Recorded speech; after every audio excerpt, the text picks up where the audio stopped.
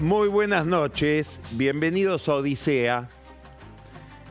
Era una elección provincial, parecido a lo que sucedió en la capital federal, una elección que se adelanta, en principio totalmente anodina.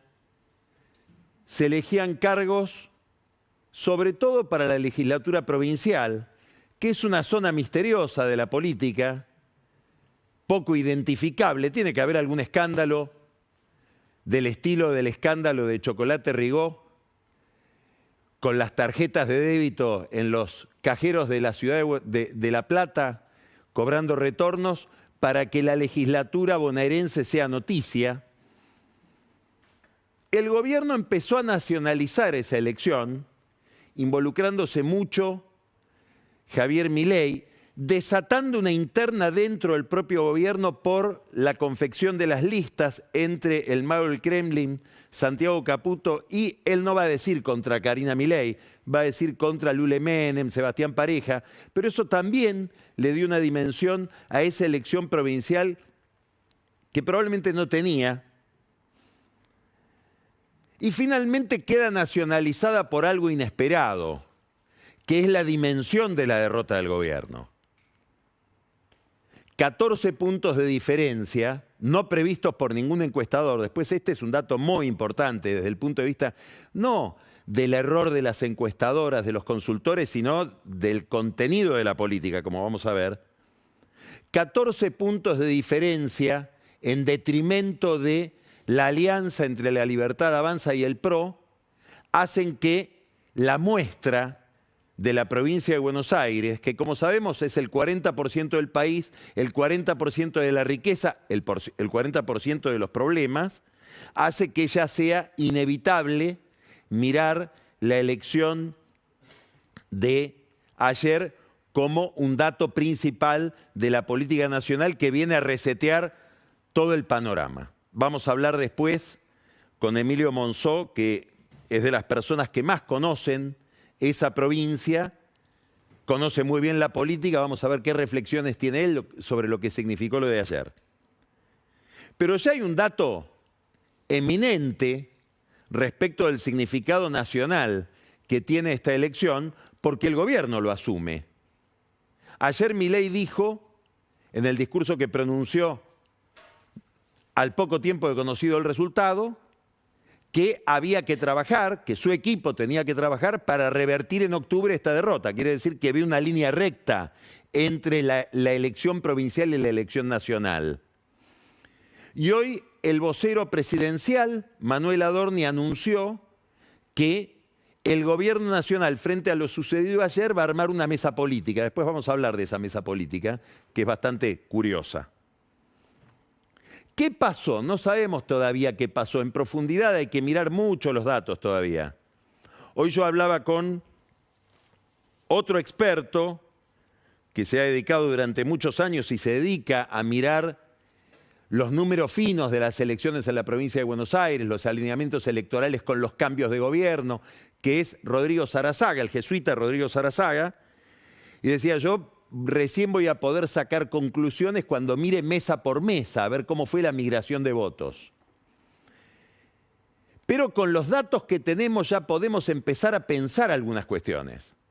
Yo voy a mostrar ahora un gráfico con resultados electorales de la provincia de Buenos Aires, elaborado por Federico Aurelio, el titular de la consultora Aresco.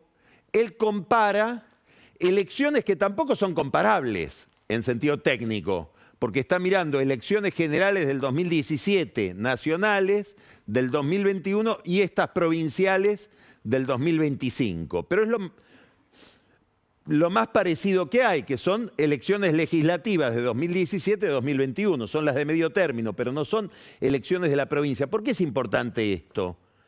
Porque hay que decir o subrayar un dato que el gobierno no subraya, y a lo mejor tendría que decirlo en favor del propio gobierno. Cuidado que no se entiende muy bien qué es lo que se discutía ayer. Como pasó también en la ciudad de Buenos Aires. Es muy raro que a la gente se la lleve a votar o se la llame a votar por elecciones de provincia de Buenos Aires. La provincia de Buenos Aires carece hasta de una agenda política propia. a diferencia de otras provincias. Pero bueno, esto es lo más comparable que se puede encontrar como antecedentes, lo que encuentra Federico Aurelio.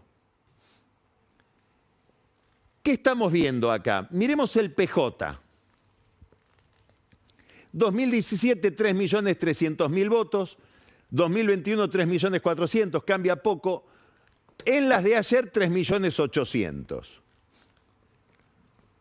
Hay, respecto al 2021, una diferencia de 375.000 votos.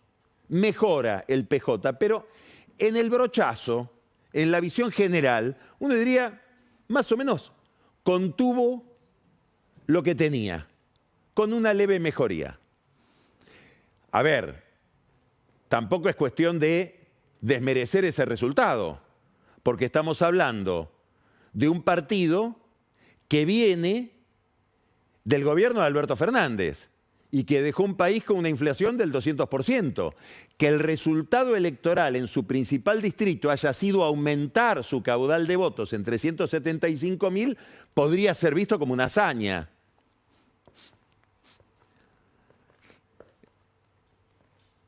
Esto es el resultado de La Libertad Avanza y el PRO. En las elecciones del 17, 3.900.000. En las elecciones del 21, 4.200.000. Modifica un poco. Acá está el tema. Una caída, 2.700.000 ayer. Una caída de 1.500.000 votos. Que pierde La Libertad Avanza y el PRO. Después vamos a mirar un poco más detenidamente esto, pero me interesa ver la dinámica general de la elección. ¿A dónde quiero ir ahora? A los ausentes. 2.500.000 en el 17, 3.500.000 en el 21, 5.600.000 ayer. Hubo una abstención muy importante. Votó el 61% del padrón. Esto también podría decir el gobierno, bueno, porque la gente no entendía para qué servía la elección. Hay que apuntar que la abstención fue muy alta, pero fue más baja que la que hubo en Santa Fe en las elecciones de constituyente y que la que hubo en la capital federal en la elección de la legislatura porteña del 18 de mayo. Es decir, es una abstención importante, pero tampoco tan importante como la de esos otros dos distritos. Pero acá hay algo significativo. Hubo un aumento del ausentismo de 2 millones de personas, 2 millones de electores. Quiere decir que, y después hay otro dato que es blancos y anulados que también aumentó mucho. Fíjense que era en el 17 300.000, en el 21 200.000 y ayer 688.000, casi 700.000. Es decir, un aumento respecto del 21 de 426.000 votos en blanco y anulados. ¿Qué importa acá? Preguntarse, no sabemos si es así, pero es una primera hipótesis para interpretar lo que pasó, que hubo un pasaje de los votos de La Libertad Avanza y el PRO hacia la abstención. Esto podría ser la lectura de un peronista. Tendría derecho a decir, en la Argentina hay una crisis de representación. Después vamos a ver si Monzó piensa algo parecido, pero no es una crisis de representación general. Hay una zona de la política donde el vínculo entre dirigentes y dirigidos, entre representantes y representados sigue anudado, que es el peronismo. La zona de la política que se va erosionando con distintos colapsos, el colapso del radicalismo en el 2001, el colapso del PRO cuando buena parte del electorado le dice a Macri, a Patricia Bullrich y a Larreta, correte que preferimos a Milei, a ese desconocido antes que ustedes, 2023, y ahora. Ahora, después uno se puede hacer, y es lo que dice Sarazaga, hay que ver mesa por mesa, para observar de qué se trata este movimiento, cuál es la gente que dejó a La Libertad Avanza y al PRO para irse a la abstención, de qué condición social es. ¿Por qué? Porque tenemos el ejemplo de la capital. que a lo mejor adelantaba algo, en aquel momento lo dijimos, de lo que pasó ayer en la provincia de Buenos Aires. ¿Por qué? Porque la Libertad Avanza, que había tenido históricamente en la capital federal, con Milei en el 2021 y con Milei en el 2023, en las primarias y en las generales del 2023, un arraigo llamativo para un discurso muy de derecha, muy ortodoxo, muy ajustador, en los barrios más populares del sur de la ciudad de Buenos Aires, perdió esos votos y se volvió la Libertad Avanza más parecida al PRO, teniendo mejores números en la zona norte de la ciudad y sobre todo en Puerto Madero, donde llegó al 50%. Estoy hablando de la elección del 18 de mayo. ¿Qué pasó en los barrios más populares? Bajó la Libertad Avanza y aumentó la abstención. ¿Pasó algo así en la provincia? Habrá que seguir estudiando. El voto de Milei perdió a los sectores de clase media baja y baja que antes había tenido y que le daba una característica muy rara. Muy rara. Bueno, esto es crucial para saberlo por la fisonomía que tiene este gobierno y por la relación que vamos a después observar entre política y economía, que puede explicar por qué el fracaso de ayer del gobierno.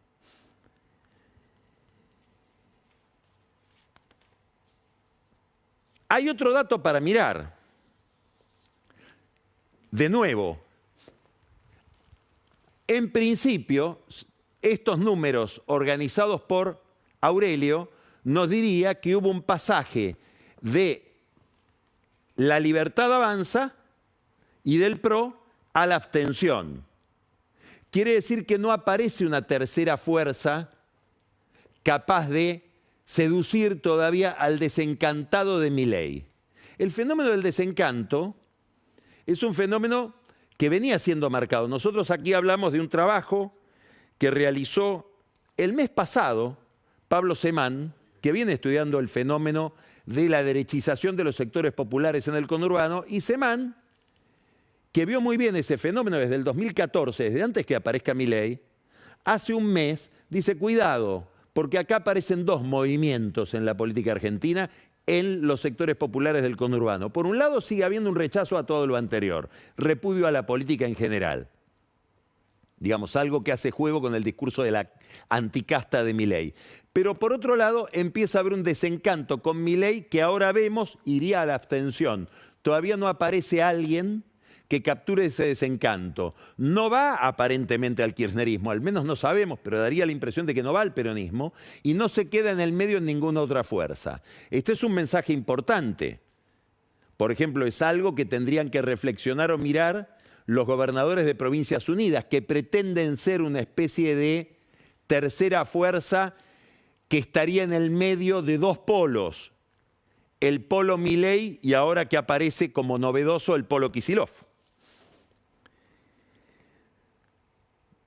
Ahora, este es el gran mensaje en términos de largo plazo, si uno mirara la historia como desde una nube, para Javier Milei. ¿Por qué? Porque cuando le dijeron a Macri, a Patricia Bullrich y a Larreta, córranse que queremos a Milei, ese sector, que en las primarias del 2023 fue el 30% del electorado, importantísimo, que prefirió lo desconocido a lo conocido, rareza absoluta en términos políticos, lo que le estaba diciendo a Milei es regenerar la política. ¿Qué significa técnicamente regenerar la política? Restaurar la confianza en la política. ¿Qué quiere decir aritméticamente? Reducir el número de la abstención. Quiere decir que esta abstención, el pasaje que en principio con los datos que tenemos diría que hubo un pasaje desde la Libertad Avanza y del PRO a la abstención, es un mensaje en términos de contenido, en términos conceptuales, en términos de mandato político, muy inquietante para Milei. Daría la impresión de que la magia que le pedían no la está logrando. ¿Había algo que anticipara esto? Sí. Vamos a mirar ahora unos números que ya mostramos en programas. Vamos a volver ahora a la encuesta de Hugo Aime de agosto. Y nos vamos a detener en este cuadro, en este gráfico de la encuesta de Hugo Aime, que pregunta por expectativas.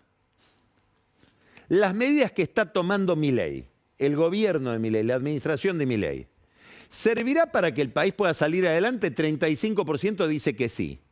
¿Servirán solo para que no empeore? 39% dice que sí. No servirán porque la gente se va a empobrecer.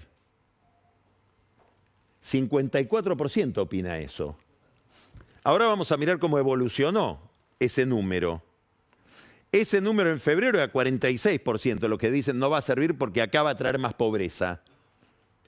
En marzo 49%, vuelve a ser 49% en mayo. En junio baja un poco, pero se remonta en julio al 50% y 54% en agosto.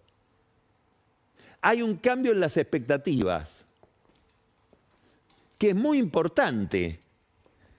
Hay consultores como Aurelio de Aresco que dicen la clave del gobierno de Milei son las expectativas. La clave del gobierno de Milei es gente que soporta, que absorbe el sacrificio que impone su política económica pensando que en el futuro va a estar mejor. Esa gente que pensaba que en el futuro iba a estar mejor empieza a ser cada vez menos.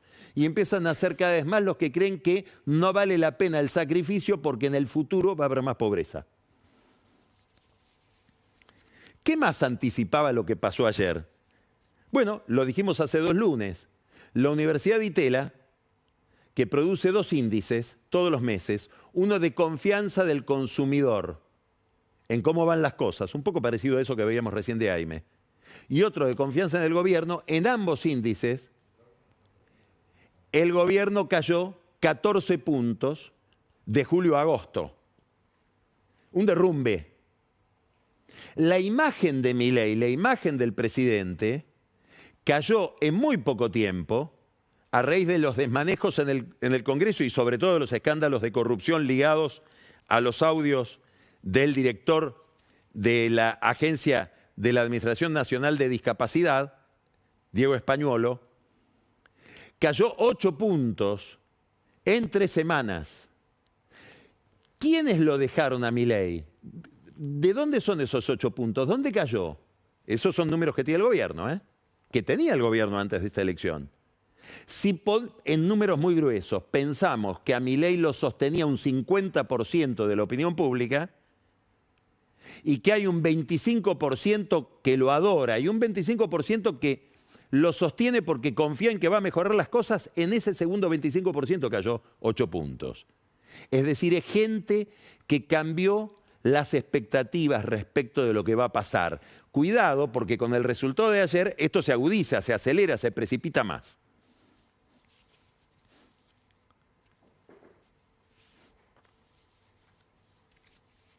Ahora, la pregunta clave para seguir viendo el proceso político argentino.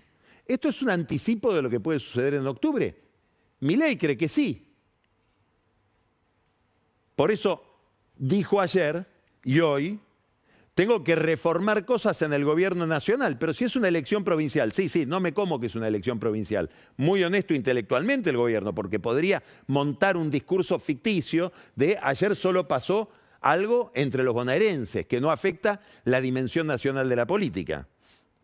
Ahora, ¿cuál es el problema que impacta en serio en octubre? Que hasta ahora todo el mundo que mira la política o que miraba la política partía de la premisa de que en octubre van a ganar, comillas, como dicen las encuestas, los candidatos de Milei. Que el gobierno va a hacer una elección razonable o de razonable a exitosa en octubre. ¿Cuánto? Pongamos 42% de los votos, si se suman todos los votos a La Libertad Avanza y sus aliados en todo el país. Estamos hablando de las elecciones del 26 de octubre para diputados nacionales. En algunas provincias también senadores, como en la capital federal. ¿De dónde sacamos esos datos? ¿De dónde el gobierno obtiene su optimismo para mirar las elecciones de octubre, que le decían que iba a pasar de las bancas que tienen diputados, por ejemplo, de 36 a 80 bancas? De las encuestas. ¿De qué encuestas? De las mismas encuestas que decían que ayer perdía por 5 puntos. Ahora, cuando ayer pasamos de 5 puntos a 14, todos nos preguntamos, bueno, las mismas encuestas no la estarán pifiando también respecto de octubre. ¿No habrá que revisar todo ahora? ¿No hay que resetear toda la visión que tenemos del futuro? Los primeros que se hacen esa pregunta son los agentes económicos, que salieron a comprar dólares. Este factor económico es muy importante. ¿Por qué? Porque ¿qué se suponía? Hay varios informes interesantes en este sentido hoy, uno muy interesante de Martín Rapetti. ¿Qué se suponía? Que con una perspectiva exitosa para octubre, alimentada en que la derrota de ayer del gobierno iba a ser de solo 5 puntos, el gobierno iba a poder sostener su política cambiaria con un costo enorme a nivel productivo. ¿Por qué? Porque las tasas de interés, como ya sabemos, son de 100% o más, que con una inflación del 25% dan un 75% real, exorbitante. Pero eso se va a sostener porque el gobierno tiene una perspectiva, una expectativa de triunfo, que hace que los agentes económicos piensen, no le juguemos en contra a este esquema porque el gobierno va a ganar las elecciones en octubre y va a poder hacer una reforma razonable de su propio sistema económico basado en contener el tipo de cambio, retenerlo, atrasarlo, a costa de un gran ajuste productivo. ¿Para qué? Para que no haya un traslado de la devaluación a los precios, se reponga la inflación y pierda en octubre el principal trofeo electoral con el que puede ir a la elección. Lo que está sacralizado en el oficialismo, lo dijo de nuevo ayer Milei, es la lucha contra la inflación. ¿Cuál es la pregunta ahora? Una pregunta muy inquietante. ¿Podrá? ¿O acá todo se adelanta? Y va a haber una corrida contra el peso a favor del dólar antes de la elección de octubre. ¿Qué pasó hoy? Bueno, hoy el dólar cerró en 1.435 pesos. Hubo un aumento respecto de la cotización del viernes de 45 pesos. Todavía está por debajo del techo de la banda cambiaria, que hoy debería ser de 1.468. Cerró en 1.435, pero ya empieza a aproximarse. ¿Va a poder el gobierno, tiene poder de fuego para intervenir y que el dólar, el valor del dólar no toque el techo de la banda? ¿O va a necesitar un auxilio externo? Aquel que prometió el secretario del Tesoro de los Estados Unidos cuando dijo si hay un ataque externo contra el peso, el Tesoro va a salir a poner la plata. ¿Se mantendrá esa promesa?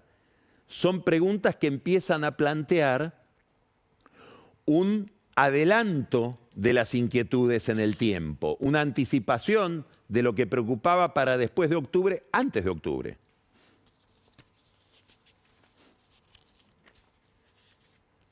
El gobierno, por supuesto, sale a decir lo que tiene que decir, y es que esto no se toca. Lo dijo ayer el presidente, lo ratificó el ministro de Economía, Luis Caputo. Ahora, si no ocurre lo que ellos piensan y ocurre lo que sucedió en el mercado, el instrumento de seguir subiendo la tasa es un instrumento que está vedado para el gobierno. Entonces, lo que hay que pensar es que puede haber un movimiento con el dólar. Difícil que se traslade a los precios por el nivel de contracción productiva que hay. No hay demanda como para que un comerciante pueda trasladar el nivel de devaluación al precio de su mercadería porque no se la compran. Entonces empieza a haber un malestar que probablemente ya esté instalado y está detrás del problema económico, del problema electoral. Todo esto se vuelve preocupante. ¿Por qué? Y porque si uno habla con banqueros,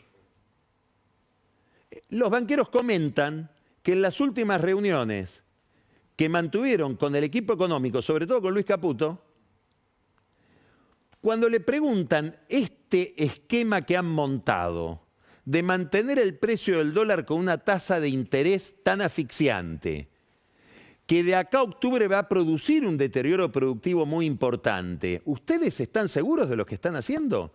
Y daría la impresión de que Caputo mira para arriba, sugiere que son instrucciones que emite el presidente y que no tienen todo el consenso que deberían tener por parte del equipo económico. Es Milei el que dice, las elecciones se pierden porque se mueve el dólar, no porque haya una tasa de interés exorbitante. ¿Será verdad? Habría que mirar de nuevo los resultados de ayer si no tienen algo que ver con esto, con el malestar que hay en la gente por la contracción productiva.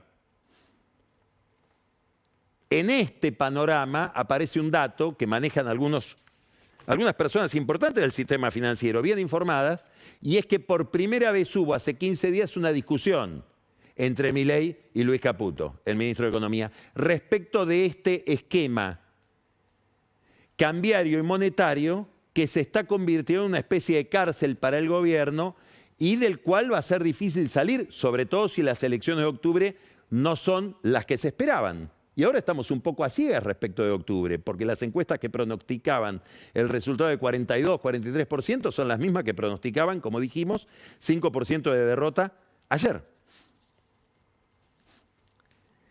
Ahora, detrás de esto, o en la base de todo este problema, hay algo que es la gran incógnita, respecto de cómo mira Milei este fenómeno de la derrota de ayer. Y es un concepto, yo diría una cultura, una creencia muy habitual entre los empresarios, mucho más habitual entre los financistas, que un poco también tenía al gobierno de Macri y al propio Macri, pero que ahora está muy acentuada. Es la idea de que gobernar es aplicar una receta científica con independencia de las condiciones sociales en que esa receta se debe ir asimilando. Ayer Milei dijo eso, dijo, vamos a cambiar todo, menos la receta no se toca. ¿Por qué? Porque es la verdad, es una verdad de la ciencia. Claro, pero la gente a lo mejor no lo entiende, o a lo mejor no aguanta. Empiezan a haber huelgas, por ejemplo, en el sector siderúrgico, de empleados de la construcción que trabajan en empresas siderúrgicas, que hacen la huelga casi sin que la convoque el gremio. ¿Por qué? Uno habla con los empresarios del sector y dicen, ¿y por qué no llegan a fin de mes? Entonces, para el que no llega a fin de mes, la veracidad científica de la receta es absolutamente indiferente. Entonces, ¿cuál es el problema que está detrás de todo esto? Que para que un plan económico sea bueno, en el contexto de una democracia, debe también ganar las elecciones. No hay buen plan económico que pierda elecciones, no hay receta sagrada si pierde las elecciones.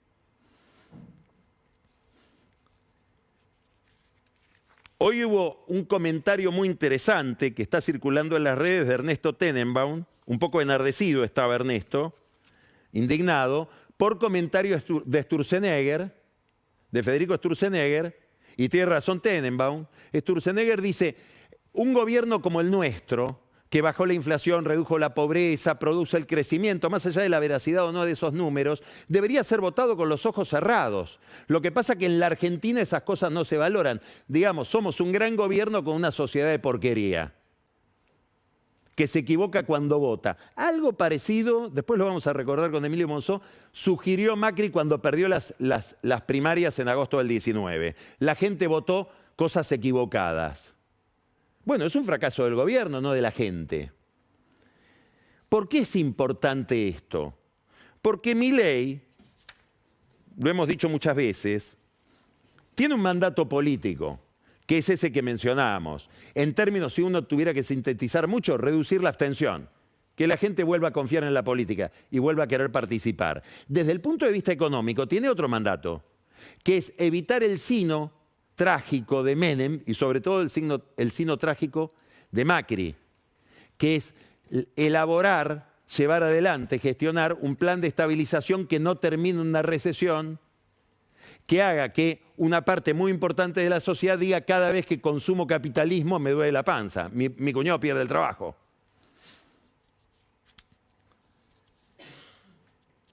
Decíamos que Milei interpretó que hay un mensaje nacional en las elecciones bonaerenses y hoy anunció Adorni, por orden de Milei, obviamente, la creación de una mesa política. También de esto vamos a hablar, o me gustaría escucharlo a Emilio Monzó, porque es una salida también muy de Macri, que armaba mesas todo el tiempo. Había un gracioso que decía que el gobierno era una especie de mueblería. La mesa esta, la mesa productiva, la mesa judicial. Bueno, se armó una mesa política que le integran Milei, Javier Milei, el presidente, su hermana, Karina Milei, Guillermo Francos, Santiago Caputo, Patricia Bullrich, Martín Menem y Manuel Adorni.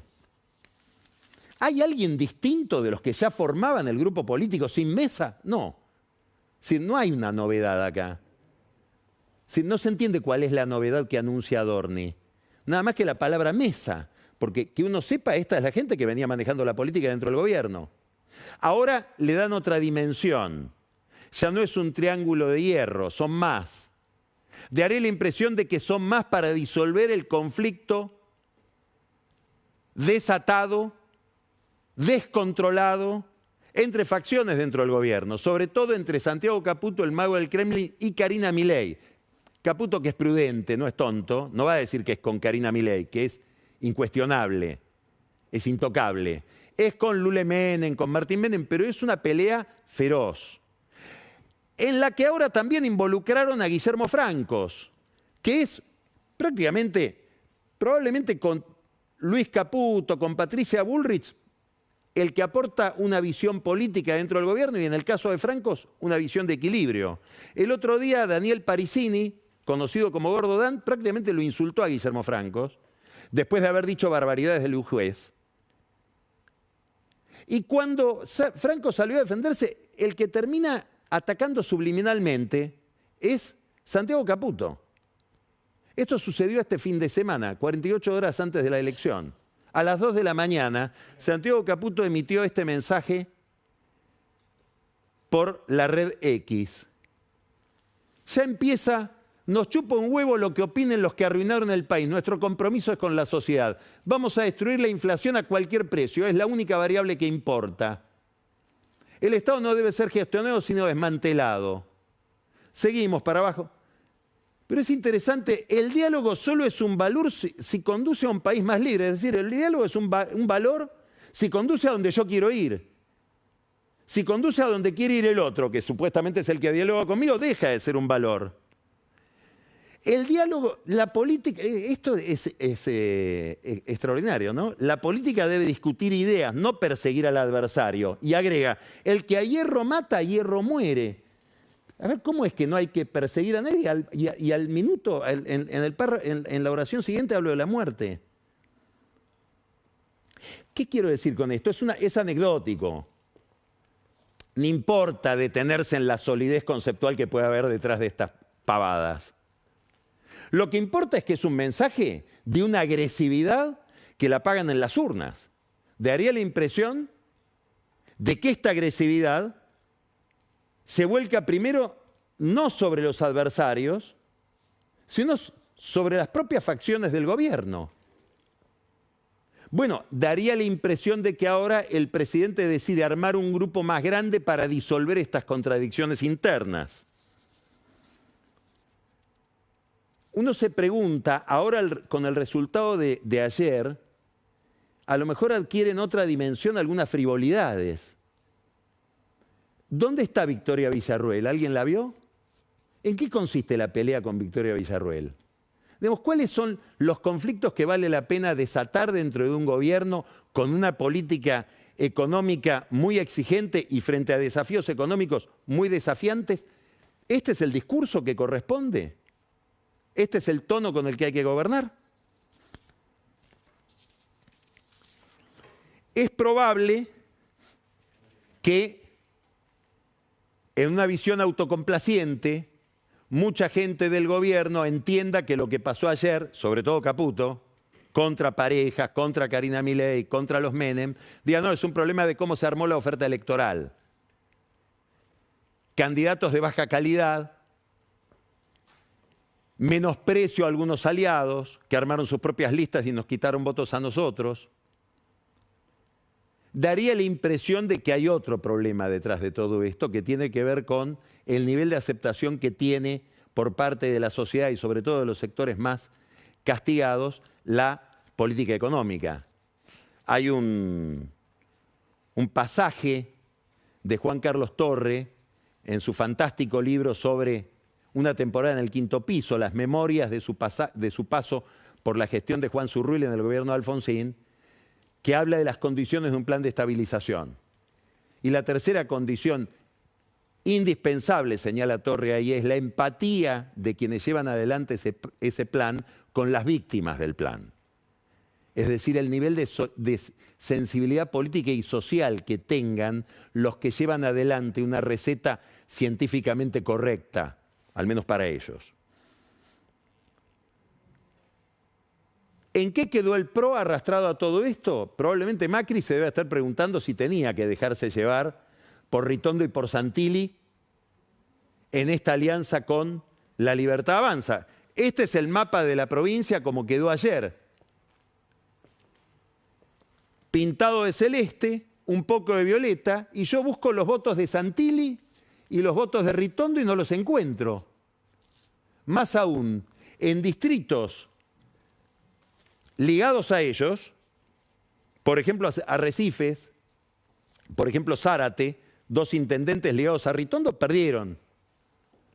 Y Campana, cuyo intendente está ligado a Santilli, salió empatado. ¿Cuál es el negocio que hizo el PRO en esta alianza? Una pregunta para hacerse también hacia el futuro. ¿Qué nivel de autonomía le convenía tener al PRO de Macri frente a el avasallamiento, la expansión del experimento de Milei? De todo el panorama que surge, aparece una novedad de primera magnitud ayer. Se llama Axel Kicillof. A un bonaerense como Monzó le vamos a preguntar qué entiende que es Kicillof hoy en la política nacional. ¿Por qué es importante? Porque por primera vez Kicillof enfrenta a Cristina Kirchner y le gana. ¿En qué le gana? En el método. Fíjense lo que decía la expresidenta cuando se adelantaron los comicios. Hoy, 14 de abril, sigo creyendo, junto a otros compañeros y compañeras, que en las próximas elecciones parlamentarias en la provincia de Buenos Aires, las de ayer, tanto nacionales como provinciales, lo mejor para los bonaerenses en general y para el peronismo en particular es votar una sola vez el 26 de octubre. Es decir, esto que propone Kicillof, que es adelantar la elección, nos va a llevar a la derrota. Y lo llevó a una victoria impresionante. Por primera vez Cristina tiene un desafío a su liderazgo, nada menos que de alguien al que inventó ella, tiene todo el derecho de decirlo, que es Kicillof, cuya habilidad habrá que ir mirando, porque demostró ser más habilidoso de lo que se suponía, frente a Cristina Kirchner, a quien le ganó en esta partida de ajedrez, y sobre todo frente a la Cámpora y a Máximo Kirchner. Todo esto empezó, hay que recordar, con el malestar que produjo en la Cámpora y sobre todo en Máximo Kirchner en septiembre del 2023, antes del balotaje, antes de las elecciones generales, Kicillof cuando dijo, en este movimiento tiene que haber canciones nuevas, no repetir las viejas canciones. En septiembre del 24, el año pasado, se burlaron de él en el teatro, en el Club Atenas de La Plata, toda la Cámpora diciendo, si querés canciones nuevas, acá te presto la mía. Bueno, ayer empezaron las canciones nuevas o no en la provincia de Buenos Aires, en el peronismo de la provincia de Buenos Aires. ¿Y Kicillof tiene alguna capacidad de convertir el triunfo de ayer en algún gesto, en algún proyecto de liderazgo nacional, o es demasiado rígido, o es demasiado dogmático? ¿Puede ir al centro? Es la misma pregunta que uno se haría respecto de Milei.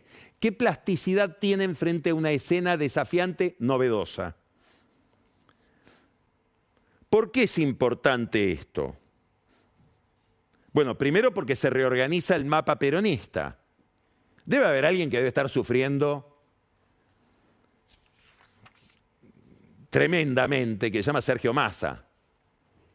Ya vio pasar por al lado a Alberto Fernández, que le ganó la candidatura presidencial. Después lo vio a Milei, que también lo pasó con el auto. Desde ayer empieza a mirar que Kicillof le gana al más vivo de todos, al más profesional de todos. Pero es una anécdota. Acá lo que importa es que si en el horizonte se empieza a dibujar Kicillof, que es más estatista, hasta nuevo aviso es más estatista, vamos a poner una palabra resbaladiza, pero para entendernos, más populista que Cristina, si eso es lo que viene, ese futuro modifica el presente. Volvemos a hablar de expectativas y complica el gobierno de Milei. El gobierno de Alfonsín, que ya venía complicado, se terminó de complicar cuando lo que venían eran las patillas de Menem. Entonces, apuesto rápido en contra del que está porque tengo miedo del que viene. Para el final de Macri fue fatal que las internas de agosto del 19 las ganara Alberto con Cristina al lado. Bueno, ahora Milei tiene que lidiar con un nuevo problema. Hay gente que dice, ojo que puede venir Kicillof. No apuesto a esto hasta nuevo aviso. Quiero ver que aquello no se produzca. Paul Valéry, en el 37, en un libro titulado Mirada sobre el mundo, instituyó una frase que la popularizó entre nosotros Julio María Sanguinetti, el expresidente del Uruguay, y también la adoptó como propia Felipe González, el expresidente del gobierno español.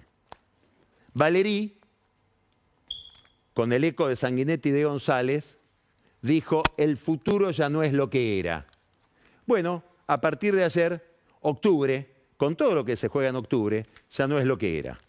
Vamos a empezar Odisea. Vamos a hablar de todo esto con Emilio Monzó. Después, Pancho Olivera nos va a hablar de las internas del gobierno en este contexto.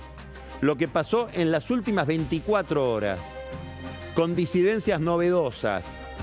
Gente que debería estar disciplinada, que rompe la disciplina.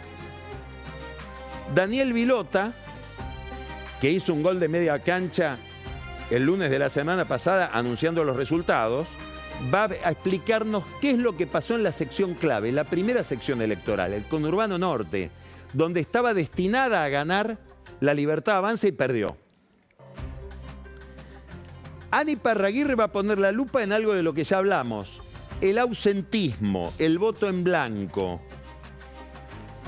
¿Son votos perdidos de la Libertad Avanza y del PRO o hay otra lógica ahí? No es tan mecánico.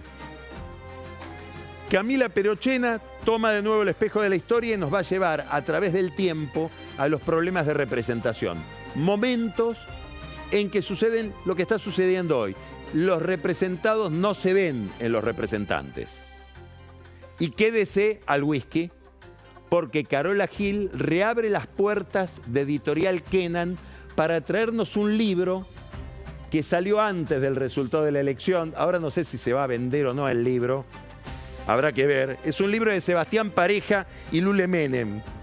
Se llama Los 8 pilares para una campaña exitosa. Lo rescata Carola Gil. Espero que rescate muchos ejemplares porque no creo que se venda en otro lado. Empezamos Odisea.